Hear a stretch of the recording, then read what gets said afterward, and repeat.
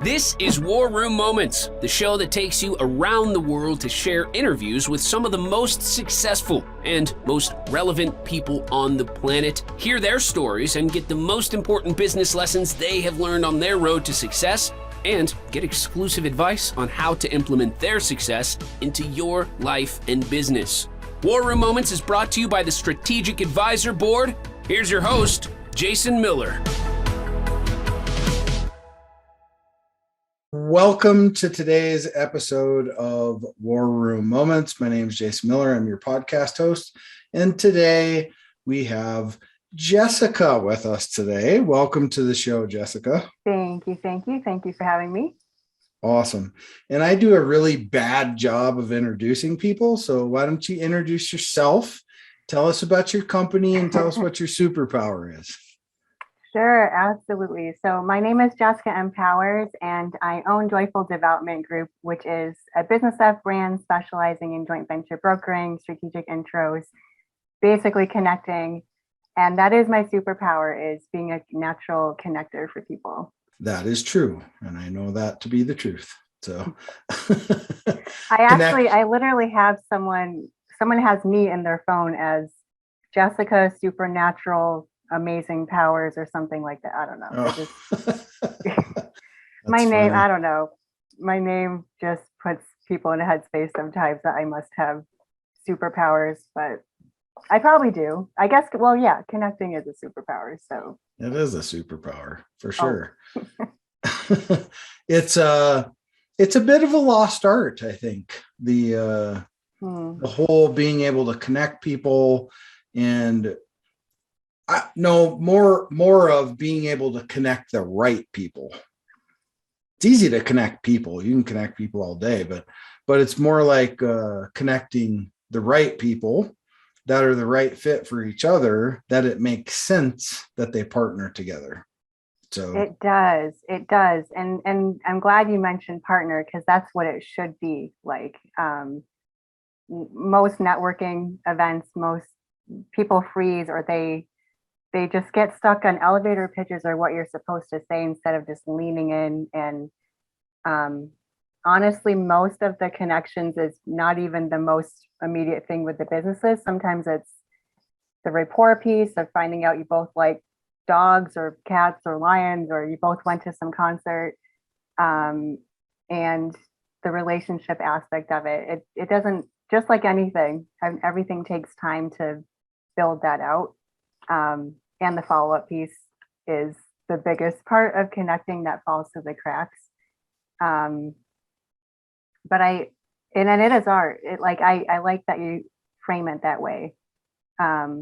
Building relationships is an art, to ask the right questions, to even gauge if they're a viable person for you with their budgets or marketing, or, you know, if their startup bursts different capitals. It's always good to have your prerequisites out of the way, because everyone hates wasting time. And I think having that be a strategy when you're connecting with people, kind of, you can politely put people different places to circle back to, and then there's not that weird obligation of like, oh man, like I have to keep talking to this person, or I don't want to be rude. There's ways to kind of roll with it, and everyone feels good about it.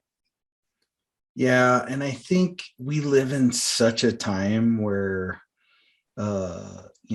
instant gratification and all this, people are very impatient now. And I guess that's something that I'd love to hear from you, and I think it could really help the audience, is because you do this for a living, right? You connect with people, you build that relationship out, you do all those things. What's a couple of tips you could just give, right, to kind of cut through some of that stuff, right? Kind of upfront, to be able to start the relationship to begin with. Yeah, I'd love to give some tips. And I didn't start out this way. I just to let everyone know, we all start somewhere. So Sure. These are things that have been brought in from other trainings or other jobs that I've had. And one of the first things I would say is just, it sounds so it sounds so generic, but being yourself, people feel a lot more like they can be themselves and comfortable when you are authentic and just able to be yourself. So that can look like um, at least having a couple industries in mind. If someone's like, oh, how can I support you? A lot of people get stuck there with not even knowing how to take advantage of that opportunity. If someone genuinely wants to see if they have someone in their network, they don't even know what to ask for. So going into those situations where you already know some of your target audiences and you can narrow it down kind of helps you feel more confident. And then more than likely, someone can at least give a referral. The second thing is um, it's not a transaction. It's not like people are credit cards and you're just like that. Networking shouldn't feel like a credit card transaction. So the more you can, not everyone you meet is going to be your customer. There's all different kinds of ways. So if you also can think of what you're looking for, are you going to this networking thing or meetup group or conference, like first knowing why you're going. Is it for visibility? Is it for media? Is it for genuine like actual customers because it's a product service that it's just going to be a shoe-in? What kind of relationship are you looking for? And then that side of connecting can just keep you organized in your head when you meet people, because it shouldn't feel like, oh, you don't mean anything because you're not going to buy from me. No one wants to feel like I don't mean something. I'm not worth something because I didn't buy something. Right. Makes people feel used, right? Yeah, exactly. Then, That's the credit card. yeah, Like no one wants to feel like, because when you prejudge, like you don't know who they're connected to. Sometimes it's that person that is 2 doors away or 1 door away, and how you treat people with respect and all that. I've had that happen. I've had that happen with some of the prejudging, and it's like you kind of feel bad for them. But so that's genuinely how I focus is why am I going? What am I looking for? How can I make it easy for them to either, what kind of support needs you need or what kind of relationship you're looking for, and then just being yourself, just have fun. Yeah, it's interesting because if I would ask my dad's pushing 80, right? And if I would tell my dad, when you go out and do business, just be your authentic self. He'd be like, well, I'm always my damn authentic self. So why do I need to try to be anything else? Right. So I think it's like, age. But it's like we've came into this time where, I don't even know really how to put it other than there's just too many personas. People are trying to hold too many like personalities, and they're trying to be like, well, I'm this person to this group, this person to this group, this person to this group. Well, instead, stop casting a wide net, narrow it down, and just be who you are and fit into that group of people, right?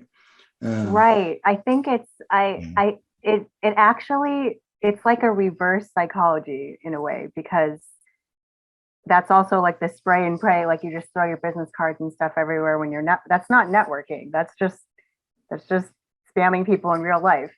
Like, yeah, right. It's like an email. Here you go. Yeah, it's here like you're yeah, I could see it now. It's like one of those SNL skits. But that would be but it's true, because like people are, I actually really appreciate that. It actually, like, it makes me think of boundaries too. Like the clearer your boundaries are, they're not meant to box you in. They're actually meant to give you freedom. Like once you know where you stand, what your offer is, what you're standing for, what you're doing, that actually makes it really easy. It's like when you find the car that you like, or you're going to start seeing that car everywhere, because that's just what gets on the radar. So, and then it also, it helps you not waste time, because if someone isn't your ideal fit, and we've all done that, we've taken on clients that weren't like quite it, but it was to get by and all that stuff. It actually costs you more emotionally, time wise, sometimes money wise, to work with something that isn't exactly what you're looking for than if you just focused on what actually was what you're looking for. And everyone wins in the situation. It feels energetically, the work feels easy. And that's what I found. If I'm more strategic and not just a generalist, people respect you more. And that feels amazing. Like, it's one thing if you walk in and then, I don't know, you might as well blend into the curtains or something because like it's so generic. But the more you can own and accept that you focus on these certain things, it attracts I don't know, it just kind of, it takes the noise out, the clutter out. You're able to just kind of go exactly. It's like going grocery shopping. You went in for those apples and bananas and oranges. You don't have to, you just go to the checkout, self checkout, and you're good. You don't have to stand in line, you know. You didn't come out with the apples and bananas and half the other store too, right? Right. You didn't. well, my dad was, he would go down every single aisle and like window shop, and it was like this whole event. And we're like, Dad, we literally just came here for pasta sauce. What do we do? Yeah, right. Every aisle. It was his deal. Every aisle.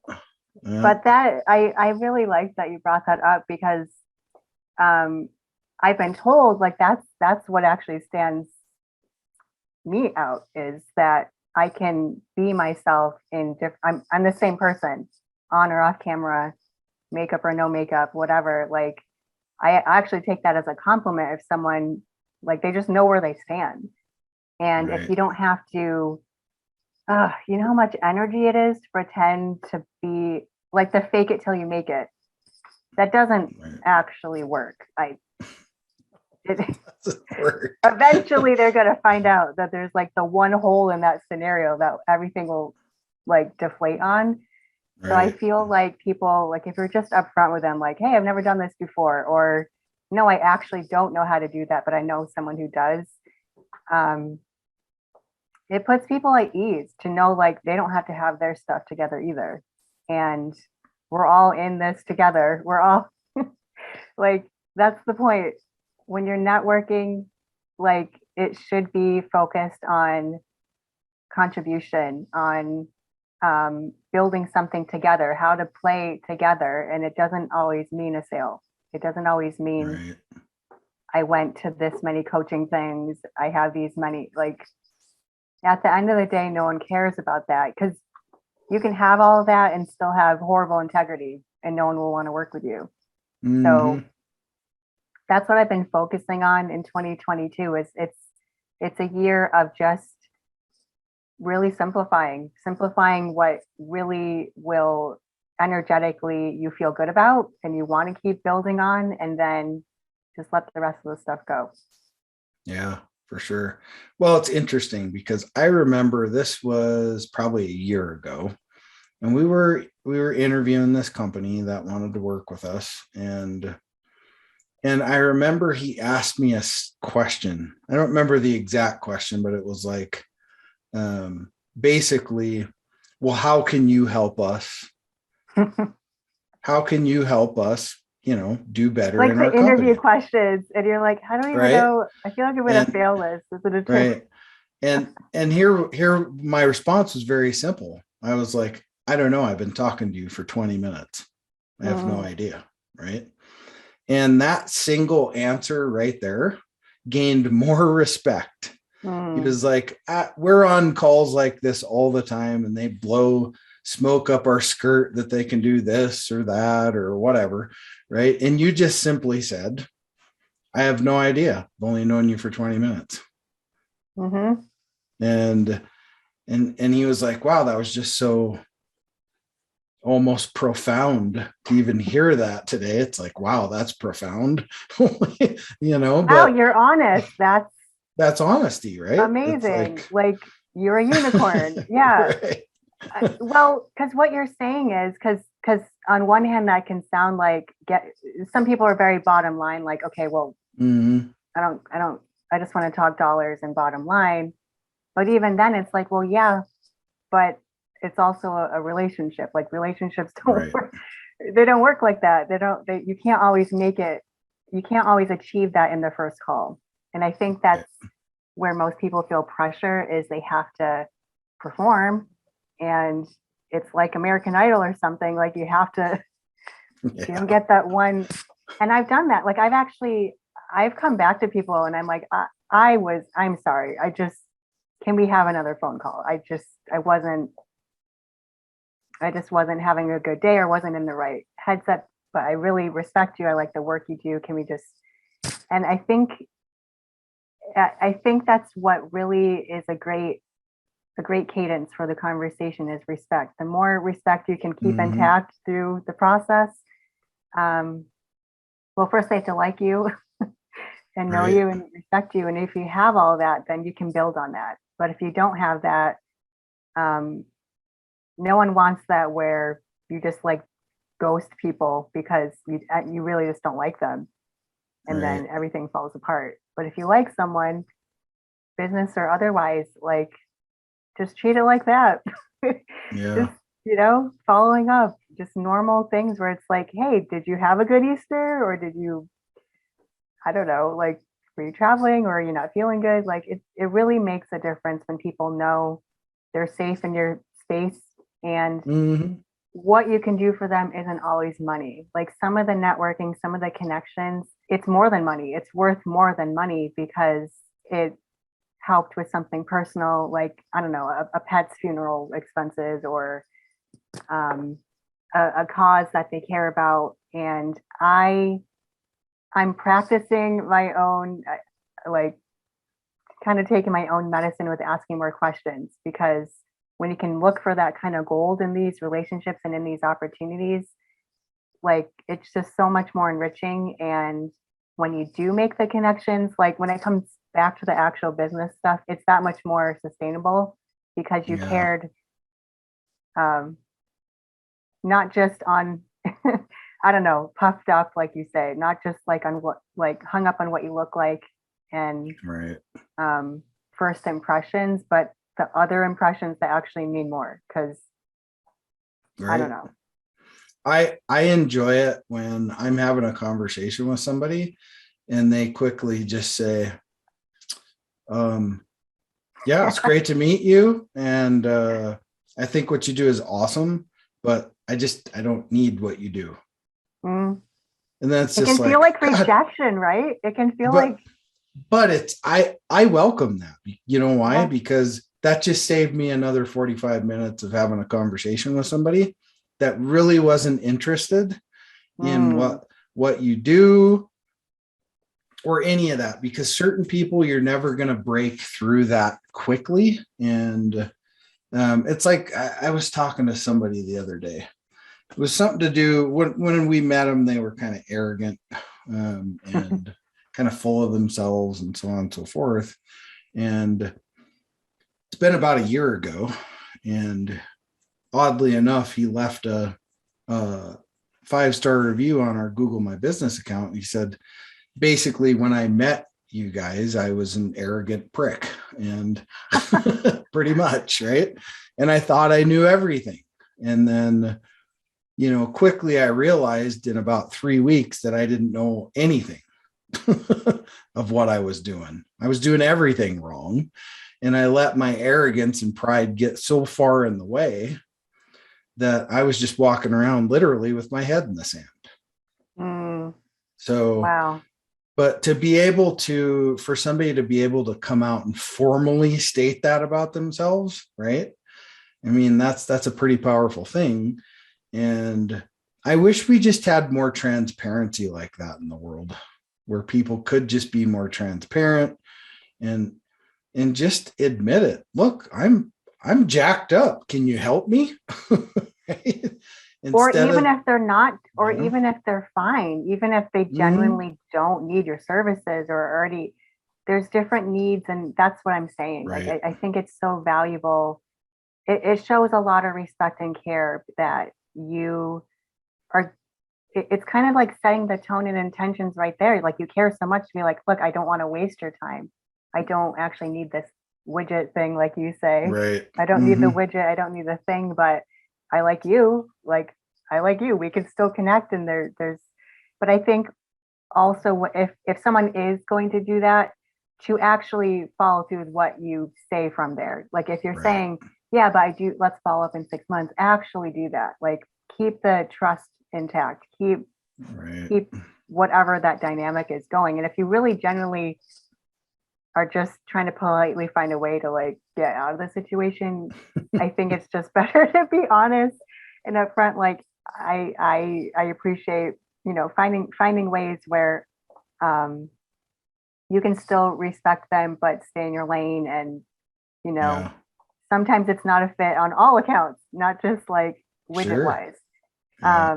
And I think people are afraid of that. I think people are afraid to be honest and transparent because they, well, it could be a rejection thing, but it's just also the way a lot of networking situations and stuff are only built on certain ways to do it. And so if someone comes across where they're able to stop the sales pitch or stop the used car salesman thing, or Hmm.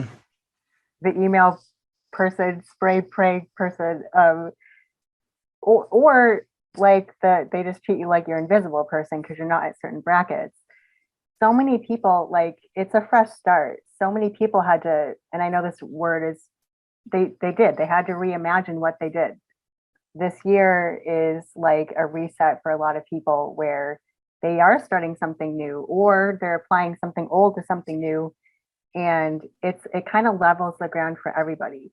I think if you find the common ground that you can stand on, it takes a little work sometimes up front, but if it's a relationship worth exploring, worth your time, especially if it's like a bigger fish opportunity, you need someone that can be a connector, strategic, caring, fly under the radar type person that Right. can nurture the relationship from there. Because some people are just really busy too. Like you also don't want to be that person where you had a really great connection and then 5 months go by and they're like, I think I met you. Did I Right. meet you this year? I don't know. Like and so systems are important. Like the whole other side of the coin, it's important to have follow-up systems, notes on people. Like it sounds really, I don't know, like you will forget. You just will. You'll forget. You'll be like, no, I know she had brown hair. I know she liked cats, and I know something, I don't know, she likes tiramisu. But you're not going to remember it unless you write it down or have some kind of system. And that person will be like, oh my God, they remember I like tiramisu. This is great. Like Right. those things, we're all just those little kids on playgrounds who want to know that someone else likes chocolate ice cream too. Yeah. What a great way to put it. Because then when you see them again, like it's like, hey, you like chocolate ice cream? Yeah, you're the chocolate ice cream person. Like, let's go. Yeah. Like, Right. I don't know. It's just those little things that make it more human, that make it more relatable. And you want to be that person. You want to be that like kind of best friend person when you're connecting, that people want to hear from. They don't want to, you don't want to feel like you're the annoying one to hear from, but more like, oh, thank God. Okay.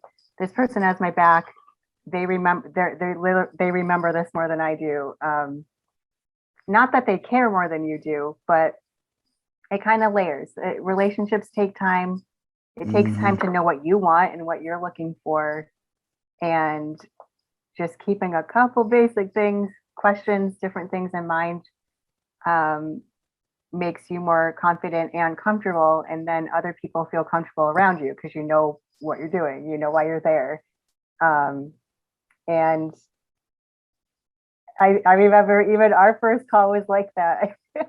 I reached out to you with a mutual Hmm. connection, and I was like, oh, I don't know, this person's kind of out of my league. I think like that's what I was thinking. I was like, we're in the same industry, and they kind of seem out of my league, and I'm just gonna go for it only because we have this mutual connection. Otherwise, I don't think they would take me seriously. And you're like, right from the get go, respected me, honored me, mirrored the same um, way that I approach relationships, which made me comfortable to just, I think that's why it works. Like we just kind of locked in, and then we had calls from there where it's like, honestly, I need to wear my hat today or whatever. And you put your hat on and mirrored it back. And it's things like that that like people it just it just takes all the pressure out, and then Yeah. people feel like it's not conditional, like, oh, I have to always look a certain way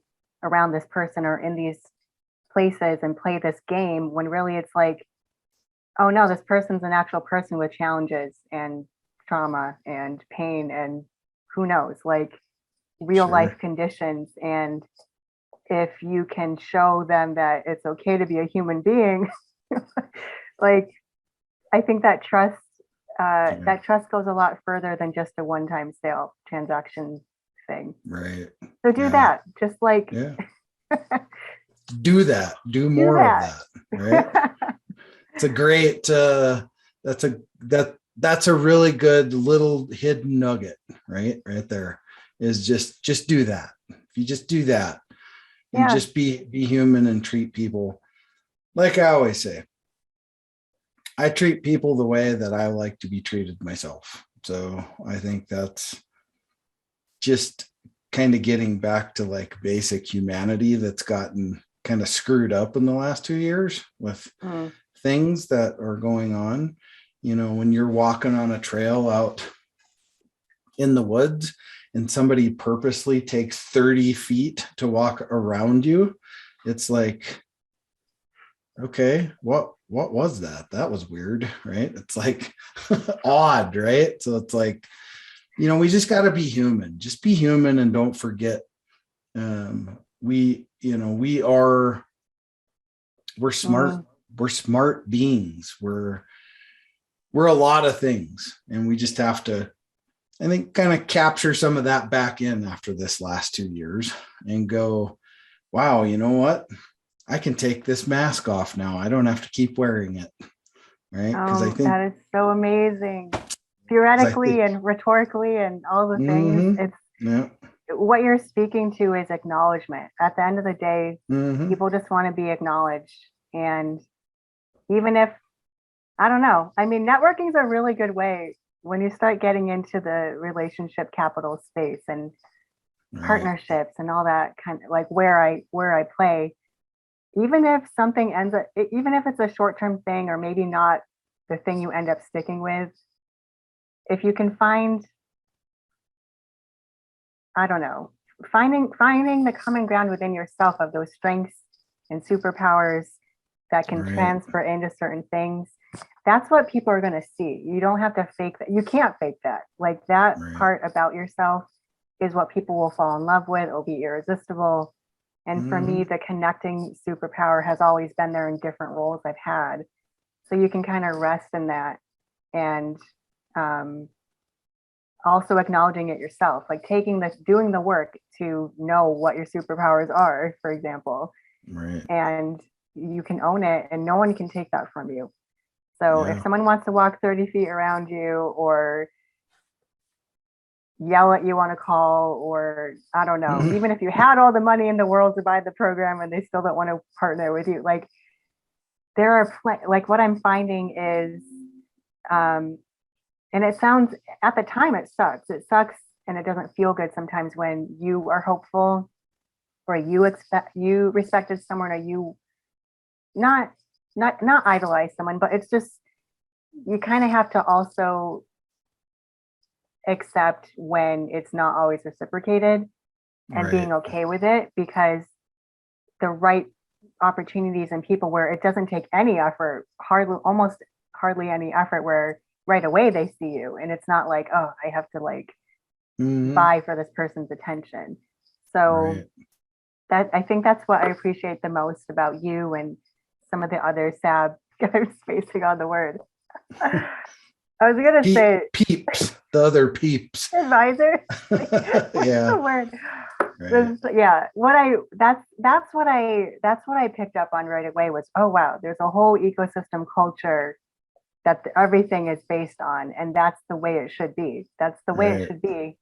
And it just brings a whole rest into what, like, it makes the work part easy because you're not alone in yeah, it. You can acknowledge, everyone's acknowledged with what they need to be acknowledged for, mm-hmm, and it's not in a, like it's not in like babying someone or false like having to build Right. someone up because they're insecure. It's like, no, the genuine things where it's like, oh, because like we genuinely do, because we partnered on this thing, like we're actually better because of it. Finding those things, that appreciation, that respect, that care, that love for something, it translates in those connections.